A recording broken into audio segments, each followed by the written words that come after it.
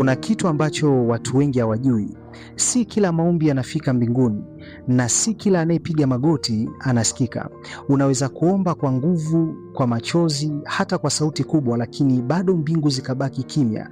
Na watu wengi wamekuwa wakijiuliza ni kwa nini? Hii ni kwa sababu kuna makosa ya siri ambayo watu wanafanya wakati wa kuomba, makosa ambayo yanakata mawasiliano yako na Mungu bila wewe kujua.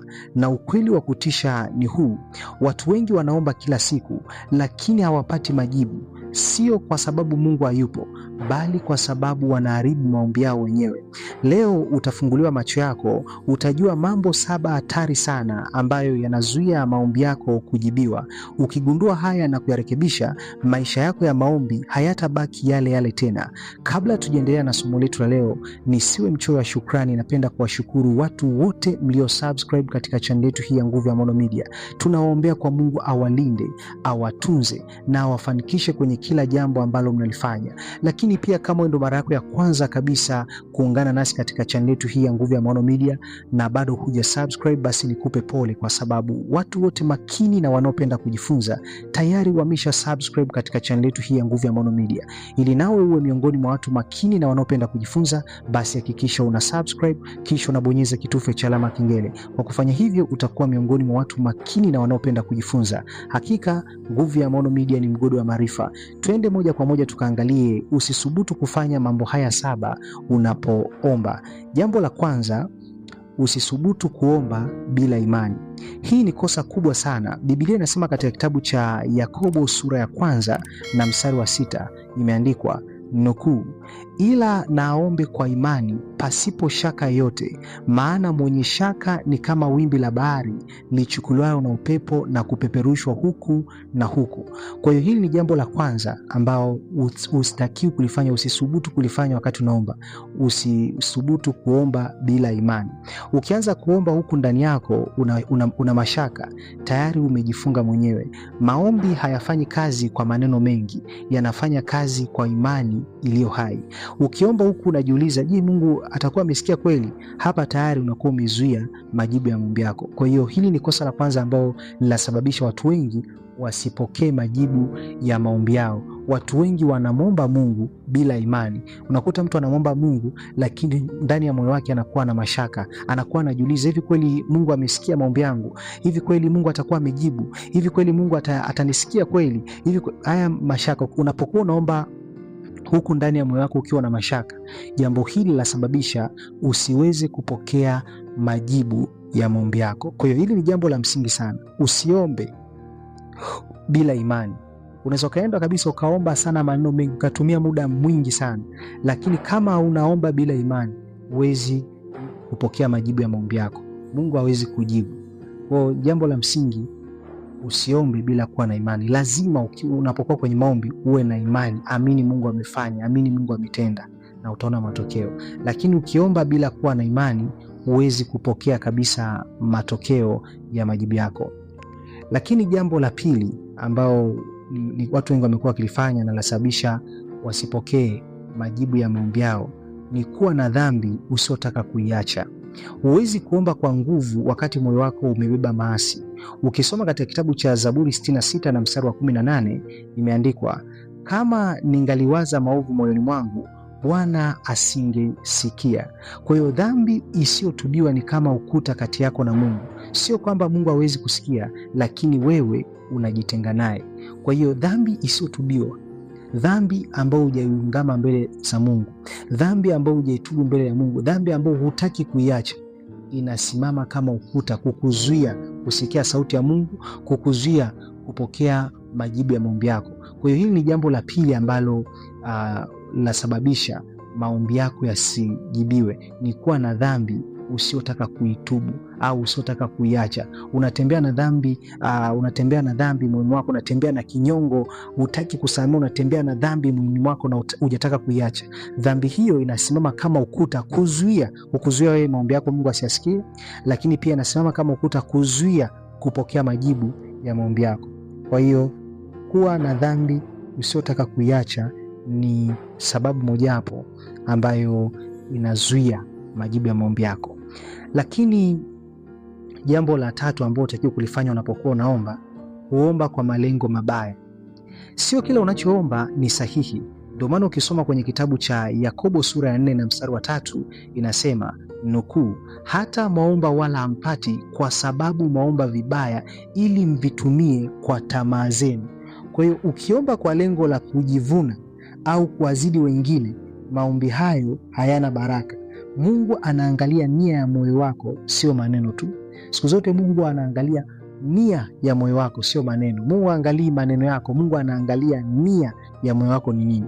Kwa hiyo kuomba kwa malengo mabaya, hii ni kosa ambalo watu wengi wamekuwa wakifanya na hawapokei majibu kwa sababu wanaomba kwa lengo baya. Mwingine anaomba ili ajivune kwa watu. Mwingine anamwomba Mungu ampatie kitu fulani ili watu awakomeshe watu mtaani. Mwingine anaomba jambo fulani ili watu wamuone, ajionyeshe kwa watu. Mungu hawezi kujibu maombi ya namna hiyo. Kwa hiyo ukiomba kwa lengo la mabaya, huwezi ukapokea majibu ya maombi yako. Ndio maana Mungu anasema kwenye kitabu cha Yakobo sura ya 4 na mstari wa 3, hata mwaomba wala hampati. Yaani mnaomba wala hampati kwa sababu mwaomba ili mvitumie kwa tamaa zenu. Unajua, nikupe siri ya kuomba ili Mungu ajibu pia maombi yako kwa haraka. Unachomwomba, je, kina matokeo kwa Mungu? Kina matokeo gani kwenye ufalme wa Mungu? Kwa hiyo hili ni jambo la msingi sana ambalo nitakuwa utambue. Kuomba kwa malengo mabaya ni kosa mojawapo ambalo linaweza likasababisha usipokee kabisa majibu ya maombi yako. Mwingine anakuwa anaomba ili ajionyeshe, watu wamkome. Mwingine anakuwa anaomba ili apate kitu cha kujivuna kwa watu. Maombi ya namna hii Mungu waajibu. Lakini jambo la 4 au ambalo utakiwa kulifanya unapokuwa unaomba, kutokusamehe wengine. Hii ni hatari sana kuliko wengi wanavyofikiria. Ukisoma katika kitabu cha Marko sura ya 11 na mstari wa 25 imeandikwa nukuu, nanyi kila msimamapo na kusali, sameheni mkiwa na neno juu ya mtu, ili na Baba yenu aliye mbinguni awasamehe na ninyi makosa yenu. Jambo la msingi la kulitambua, unatakiwa kusamehe kwanza ndipo uombe. Ukishika kinyongo, maombi yako yanakwama. Huwezi kutaka Mungu akusamehe wakati wewe unashikilia chuki. Kwa hiyo kutokusamehe, hili ni jambo ambalo lawatesa watu wengi sana. Unakuta watu wanatembea na watu wana vinyongo na watu wamewajaza watu wengine mioyoni mwao. Wanatembea wakiwa wamebeba visasi, wanatembea wakiwa wamebeba hasira, nataka nikwambie, kabla ya kuomba, kutokusamehe wengine ni sababu mojawapo au ni kosa mojawapo ambalo linasababisha Mungu asijibu maombi yako. Kama ni mtu amkini alikukosea, alikuuzi, unatakiwa uachilie, samehe. Unaweza kaenda mbele. Mungu anasema kwenye kitabu cha Marko 11:25, nanyi kila msimamapo na kusali, sameheni mkiwa na neno juu ya mtu, ili na Baba yenu aliye mbinguni awasamehe na ninyi makosa yenu. Kabla Mungu hajakusamehe, samehe kwanza wewe. Kabla Mungu hajakusamehe, waachilie watu, waachilie. Mwambie nimekusamehe. Na kusamehe ni afya juu yako. Unajua kuna wakati unaweza ukawambeba mtu moyoni, ukawa unaumia wewe, ila yeye uliombeba hata hana shida, aumii na yuko vizuri. Kwa hiyo kutokusamehe ni kosa mojawapo ambalo utakiwa kulifanya. Lakini kosa la 5, kuomba bila subira. Watu wengi huacha kuomba mapema sana. Mungu si mashine ya kutoa majibu hapo hapo. Wakati mwingine anachelewa makusudi ili kukujenga. Ndio maana ukisoma katika kitabu cha Luka sura ya 18 na mstari wa 1 imeandikwa, akawaambia mfano ya kwamba imewapasa kumwomba Mungu siku zote wala wasikate tamaa. Kwa hiyo kuacha kuomba haraka ni sawa sana kuua muujiza wako mwenyewe. Kuna watu wengine hawana subira, wanaomba lakini hawana subira. Anaomba anaona Mungu ajibu, anaamua kuondoka. Ni kosa kubwa sana. Ndio Mungu anasema, akawaambia mfano kwamba imempasa kumwomba Mungu siku zote wala usikate tamaa. Kuna wakati Mungu anakaa kimya kwa lengo la kujenga ili uendelee kumtegemea yeye zaidi. Lakini kosa la 6, kuomba ili kujionyesha kwa watu. Yesu alikemea sana hili katika kitabu cha Mathayo sura ya 6 na mstari wa 5. Imeandikwa, usiwe kama wanafiki wanaopenda kuomba ili waonekane. Kwa hiyo maombi si show. Jambo la msingi ambalo utakuwa utambue, maombi si show, ni mawasiliano ya siri kati yako na Mungu. Ukigeuza maombi kuwa maigizo, unapoteza maana yake. Kwa hiyo kuomba ili kujionyesha kwa watu. Watu wengine wanaomba ili aonekane kwa watu, yeye anajua kuomba sana, yeye anajua kuomba sana. Hii ni kosa kubwa ambalo utakiwa kulifanya kabisa. Lakini kosa la 7, kuomba bila uhusiano na Mungu. Hili ndilo la mwisho lakini la msingi zaidi. Watu wengi wanamkumbuka Mungu tu anapokuwa na shida. Ndio maana ukisoma kwenye kitabu cha Yohana sura ya 15 na mstari wa 7 imeandikwa, ninyi mkikaa ndani yangu na maneno yangu yakikaa ndani yenu, ombeni mtakalo lote nanyi mtatendewa. Kwa hiyo ufunguo sio kuomba tu, ni kukaa ndani ya Mungu kila siku. Tambua, maombi si maneno tu, ni hali ya moyo.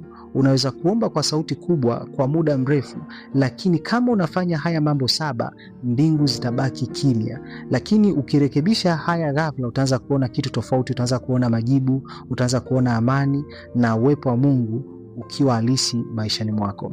Ni matumaini yangu kitu ambacho umejifunza. Kama kuna jambo ambalo umejifunza, naomba uniambie umejifunza jambo gani. Nakupenda sana, nikutakie wakati mwema.